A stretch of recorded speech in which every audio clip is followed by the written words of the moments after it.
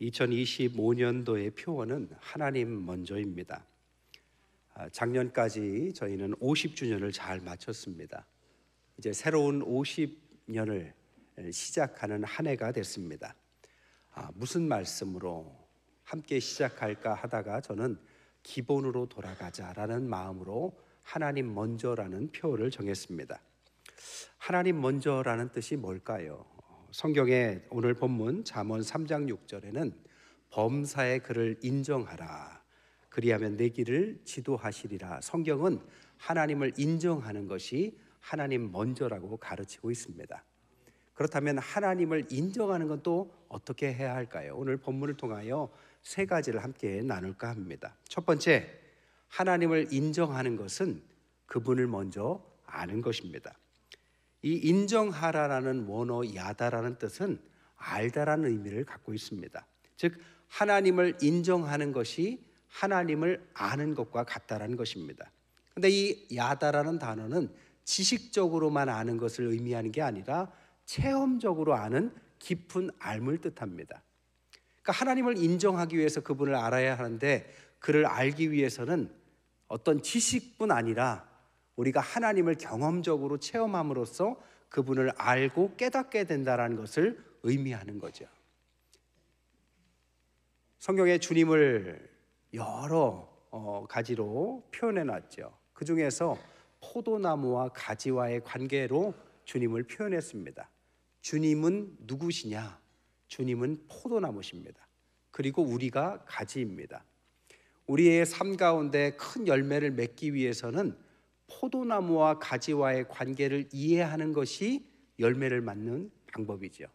열심히 노력도 해야 하지만 신앙의 열매를 맺기 위해서는 그분을 통하여 연결된 사람들이 열매를 맺는 것, 이것이 어찌 말하면 경험적으로 주님을 아는 방법을 설명하고 있는지도 모릅니다. 그래서 주님을 알고 주님과 연결된다는 것을 세 가지로 말할 수 있어. 첫 번째, 내가 주 안에 있고 주님이 내 안에 계시는 것입니다. 주님이 내 안에, 내가 주 안에. 또한 이 말은 너희가 내 안에 거하고 내 말이 너희 안에 거하면 무엇인지 구하는 대로 주겠다라는 약속의 말씀을 가지고 있습니다. 송구영 씨 때 말씀 카드를 다 뽑으셨죠?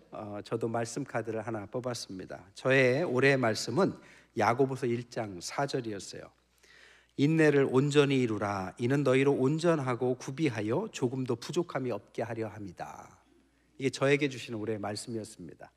제가 이 말씀을 딱 받으면서 올해 참을 일이 많은가 보다.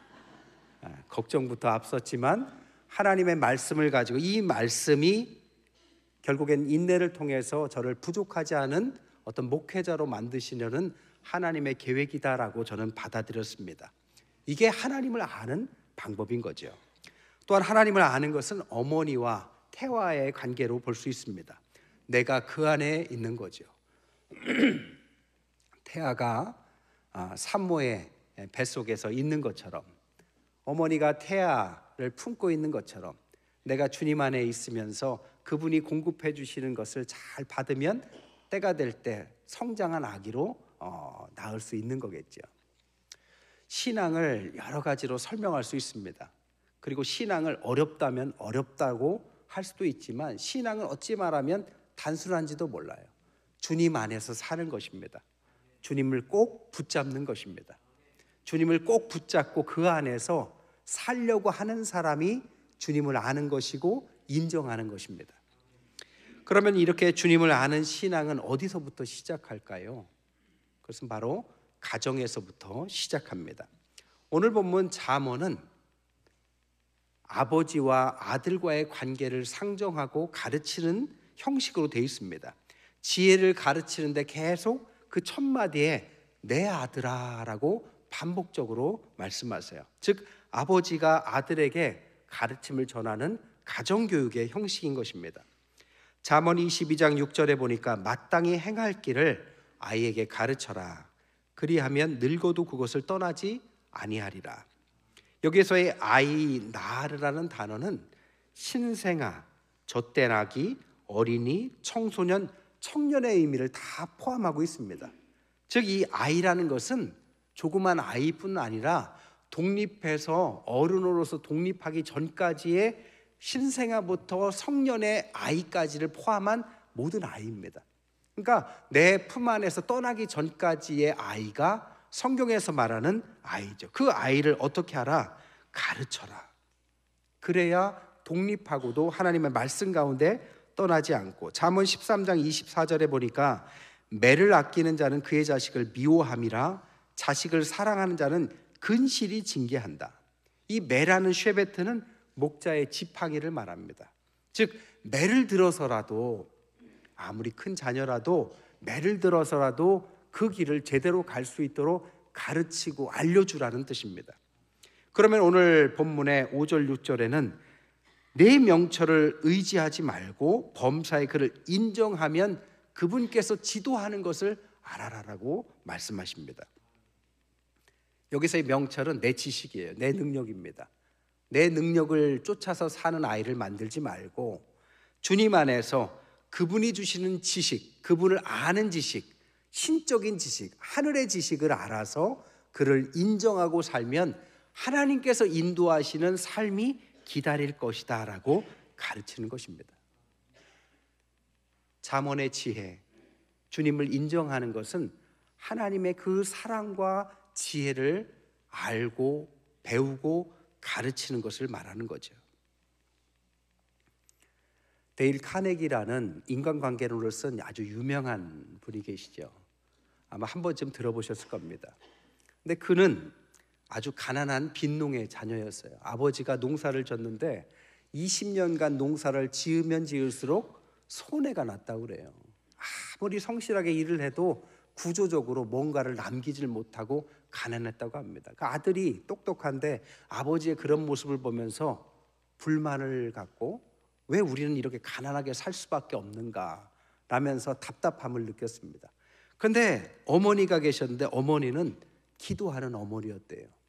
어머니는 아무리 이렇게 삶이 어려워도 걱정하는 법이 없었다고 합니다.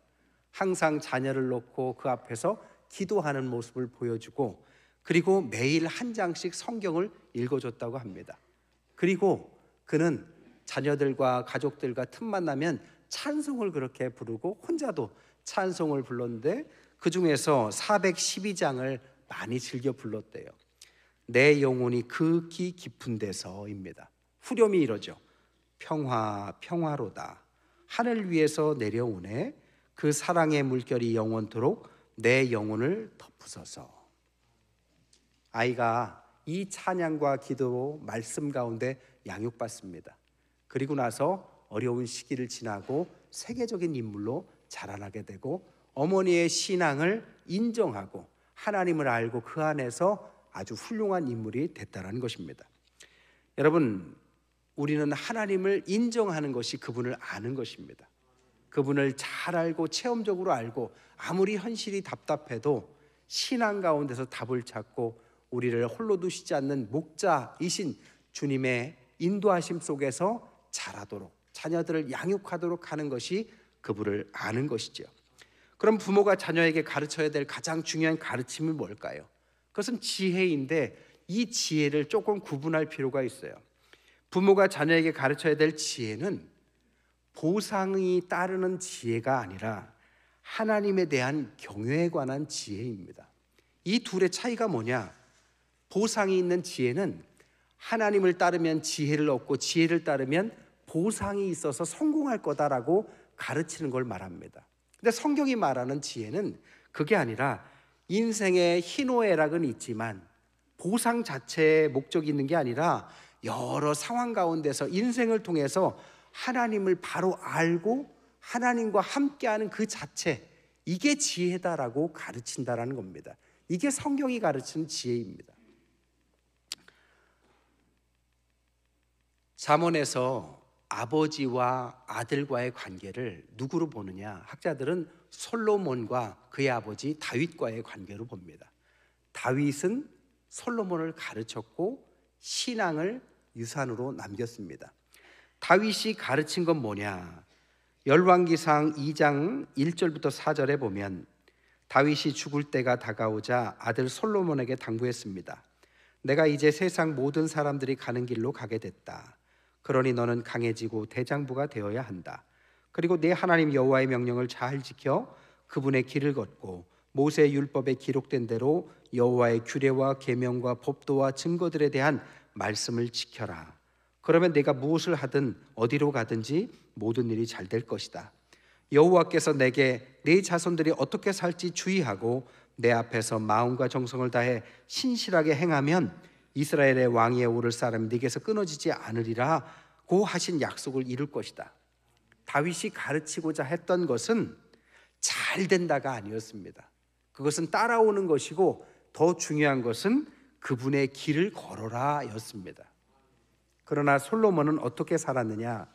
열왕기상 11장 4절부터 10절에 보면 솔로몬이 나이 들자 왕비들이 그의 마음을 다른 신들에게 돌려놓았고 솔로몬은 그 아버지 다윗의 마음과 달리 그의 마음을 하나님 여호와께 다 드리지 않았습니다. 그는 시돈 사람의 여신 아스타롯과 암몬 사람의 가증스러운 신 밀곰을 따랐습니다.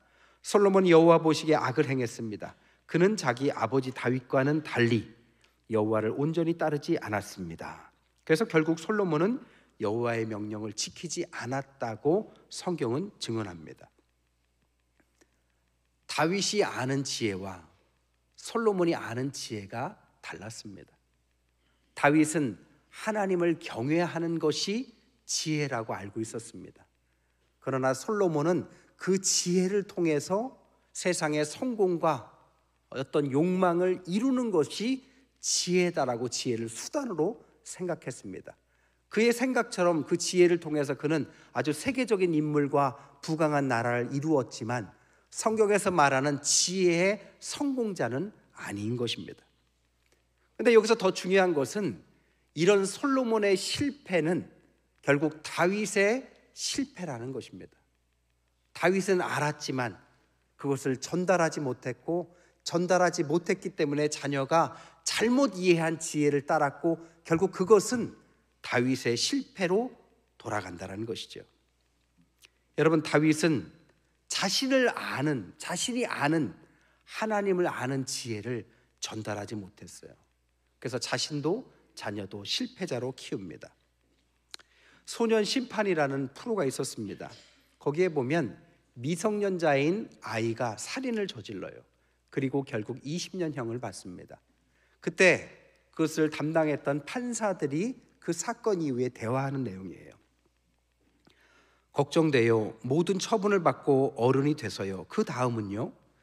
아무리 판사라도 그 근본까지 바꿔줄 수는 없어. 부모의 역할이지. 그건 본인이 잘못이 얼마나 큰지 깨닫게 해준다면 근데 없을 거야. 그 다음은 그 악랄한 범죄를 자기 자식이 저질렀는데 부모는 참석조차 안 했어. 부모가 노력하지 않으면 자식은 변하지 않아. 악랄한 살인을 저지른 아이, 마지막까지 그를 변화시킬 수 있는 가능성은 오직 부모의 손에 달렸다라는 거죠. 그러나 그렇지 못한 부모의 무지와 무관심이 그 아이를 이런 어둠의 끝으로 인도했다라는 것입니다. 그러면서 이렇게 말해요. 아이 하나를 키우려면 마을이 필요하다는 말이 있지. 이를 거꾸로 보면 온 마을이 무심하면 한 아이를 망칠 수도 있다는 뜻이야. 과연 피해자에게 가해자는 저 아이들 뿐일까? 누구도 비난할 자격 없어. 우리 모두가 다 가해자야. 이렇게 말합니다. 온전한 부모가 하나님을 제대로 알고 그분을 인정하고 산다는 것 중요합니다. 그러나 자녀들에게 그것을 가르치지 못한다면 그것은 실패라는 거죠. 부모의 이런 가르침의 원리는 너무나도 중요해요. 올해가 51주년이고 오늘이 저희 교회 창립주일입니다. 50주년을 우리의 선배 세대들이 아주 잘 읽어오셨고 훌륭한 교회로 세워오셨습니다. 지금은 이제 저와 우리 장로님들, 우리 성도들이 함께 51주년부터 일정 기간 동안 교회를 이끌어 가겠죠. 그러나 100년까지 이끌어가는 앞으로의 50년은 우리만이 아니라 다음 세대들이 이끌어갈 교회입니다. 중요한 것은 지금도 중요하지만 다음 세대가 중요하죠. 저는 우리 교회 미래 세대들을 위해서 여러 고민이 많아요. 신앙도 중요하고 실력도 좀 키웠으면 좋겠어요. 그래서 교회에서 영어를 좀 가르쳤으면 좋겠고 독서도 악기도 욕심이 제가 많습니다. 그래서 영어 전문가에게 제가 물어봤어요. 어떻게 아이들에게 교회에서 영어를 가르쳐야 효과적으로 영어를 가르칠 수 있을까? 그랬더니 그분이 이렇게 말씀했어요. 부모와 함께 하지 않는 학습은 아무리 가르쳐도 효과가 없습니다. 왜냐? 부모만이 아이가 어떤 것이 부족하고 어떤 것을 잘하는지를 옆에서 지켜보면서 도와줄 수 있기 때문입니다. 저는 이것이 꼭 영어만이 아니라고 생각합니다. 신앙도, 삶도, 그 부모가 옆에서 기도하며 아이에게 관심을 가지고 기도하며 지켜보며 그 아이에게 진정한 신앙을 그리고 인생을 도와주지 않는다면 이 아이의 발전이 부족할 수밖에 없죠. 결국 모든 것에 부모의 역할이 중요한 것입니다. 그래서 하나님을 안다라는 것은, 하나님을 인정한다라는 것은 아는 것이고 체험하는 것이고 그것을 전달하는 것을 말합니다. 두 번째, 하나님을 인정한다는 것은 모든 일에 하나님 먼저라는 마음으로 시작하는 것입니다. 여러분, 모든 시작을 올해는 하나님 앞에서 시작해 보십시오. 하루의 첫 시간 눈 뜨자마자 하나님 앞에 기도로 시작해 보십시오. 새벽 예배에 오셔도 좋고 집에서 큐티 하셔도 좋습니다. 일주일의 첫날 주일을 하나님 앞에서 예배로 승리해 보십시오. 한 달의 첫날 월삭을 기도로 한 달을 시작해 보십시오. 자녀들이 학교를 가면 학교의 시작도 하나님 앞에서 시작하도록 도와주십시오. 직장을 시작한다면 직장의 시작도 하나님 앞에서 기도와 예배로 시작하도록 도와주십시오.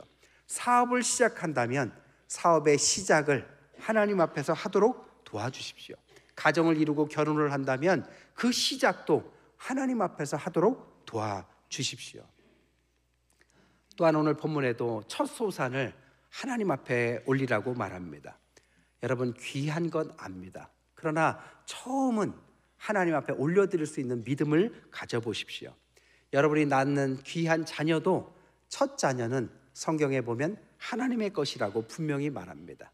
유월절도 그런 이야기고, 그리고 아브라함이 그 아들 이삭을 바친 것도 바로 이런 맥락에서 이해할 수 있습니다. 첫 자녀는 하나님 앞에 바쳐보세요.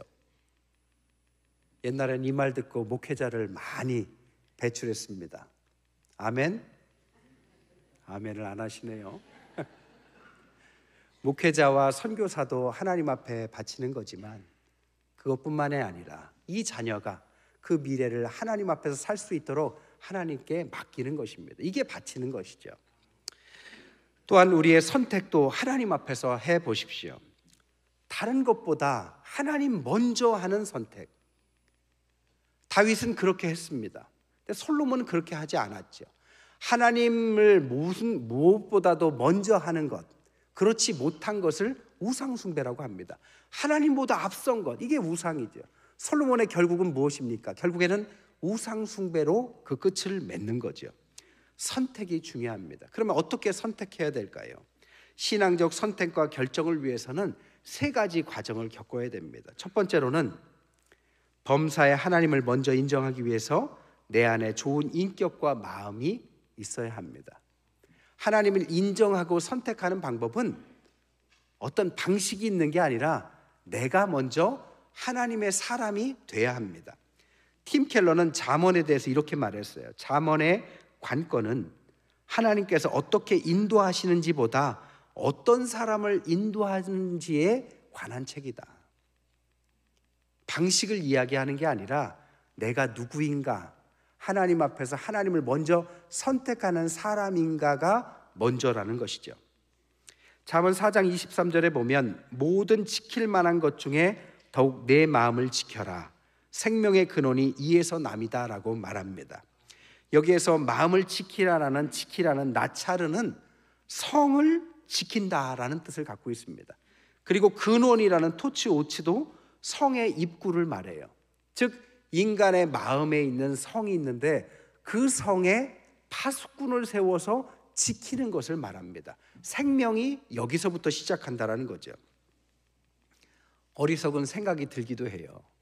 잘못된 선택을 하려고도 해요. 그런데 마음을 먼저 지켜야 합니다. 이게 첫 번째예요. 성경의 많은 위인들은 이런 행동을 보였습니다. 우리가 아는 다니엘, 요셉, 사도 바울, 성경에 훌륭한 일을 하신 분들이죠.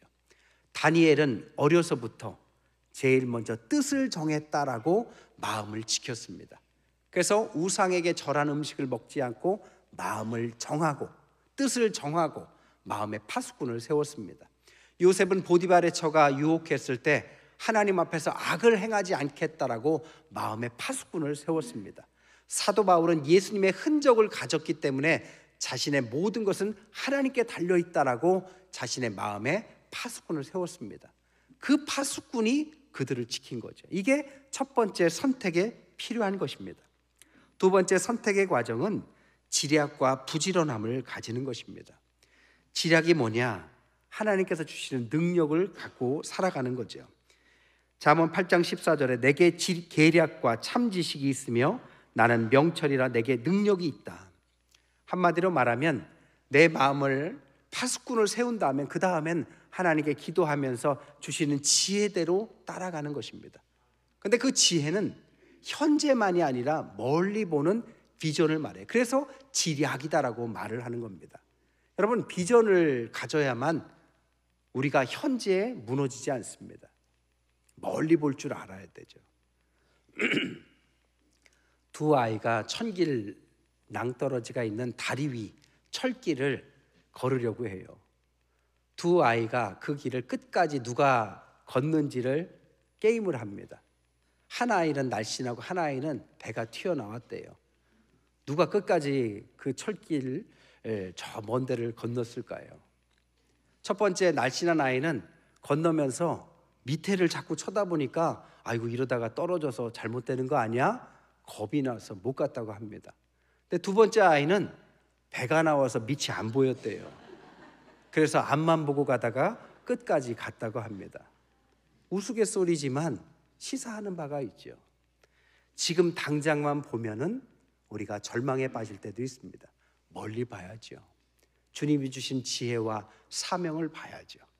그분이 주시는 그 명철을 얻어야죠. 그리고 어떻게 하느냐? 부지런히 해야 합니다.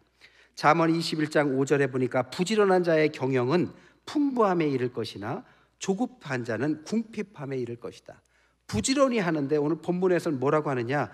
부지런의 반대말을 게으르다라고 말하지 않고 조급한 자라고 말합니다. 그러니까 부지런의 반대말은 뭐냐? 빨리 뭔가를 얻으려고 하는 거죠.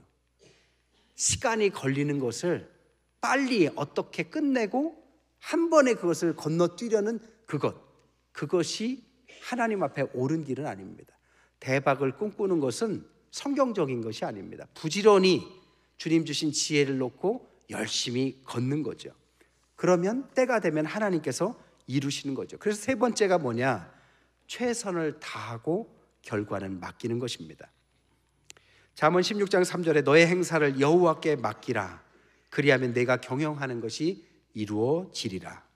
잠언 16장 9절에는 사람이 마음으로 자기 길을 계획할지라도 그의 걸음을 인도하시는 누구시다? 여호와 하나님이시다. 여기서 하나님께 맡겨라라는 맡기다라는 갈랄이라는 뜻은 돌을 굴리다라는 뜻입니다. 내가 열심히 해요. 부지런히 해요. 주님이 주신 꿈을 가지고 열심히 삽니다. 그리고 나서 결과는 내가 어떻게 할 수 없습니다. 주님께 돌을 굴려버리는 거죠. 토스하는 겁니다. 결과는 내가 계획할지라도 하나님께서 책임지시고 내 뜻과 다를지라도 그것이 결국 나에게 선한 길이다라는 믿음을 가지고 그에게 맡기는 것입니다. 그때 하나님께서 나를 선한 길로 인도해 주신다라는 거죠. 말씀을 정리할게요. 하나님을 인정하는 것, 그분을 아는 것, 그분 앞에서 선택하고 시작하는 것, 그리고 그분을 따라서 열심히 살아가는 것입니다. 그러면 하나님께서 약속하신 게 뭐냐? 네 길을 지도해 주겠다. 네의 인생을 책임져 주겠다. 아마 놀랄 만한 일을 우리에게 주실 줄 믿습니다. 한 가지 이야기만 더 하겠습니다. 어떤 권사님이 해주신 이야기예요. 어떤 마을에 믿는 분들이 계셨는데 어떤 권사님 아들 하나가 그렇게 믿음을 안 갖는 겁니다. 게다가 술을 너무 좋아해서 아무 일도 하지 않고 술 주정뱅이로 살아가는 거예요. 소망도 없이. 그러니 이 권사님이 얼마나 낙심이 되겠어요. 그래서 교우들과 함께 그 아들을 놓고 그렇게 기도를 하는데 아들이 변하지 않더래요. 금방 아들이 변하지 않더래요. 오랜 시간 기도를 했습니다. 하나님께 맡기고 주님을 인정하고 주님께 기도했습니다. 그런데 어느 날 부활주일이 됐어요. 옛날에 부활주일에는 새벽 예배를 다 같이 연합으로 드려요. 과거에는 새벽 예배를 부활주일에 맞춰서 흰 옷을 입고 드리던 시절이 있었습니다. 그래서 교회가 온 성도들이 흰 옷을 입고 예배를 드리고 이렇게 교회를 이제 예배를 마치고 돌아오는 길이었대요. 근데 아들은 그날도 밤새 술을 먹고 취한 모습으로 집에 오는데 골목마다 흰 옷 입은 사람들이 막 튀어나오는 거예요. 저쪽을 가도 튀어나오고 이쪽을 가도 튀어나오고 이건 분명히 귀신이다. 그리고 기절을 했다고 합니다.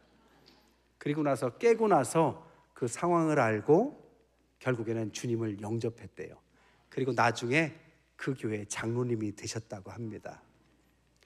여러분, 올 한 해 우리가 마음대로 되지 않는 일이 있을 수도 있습니다.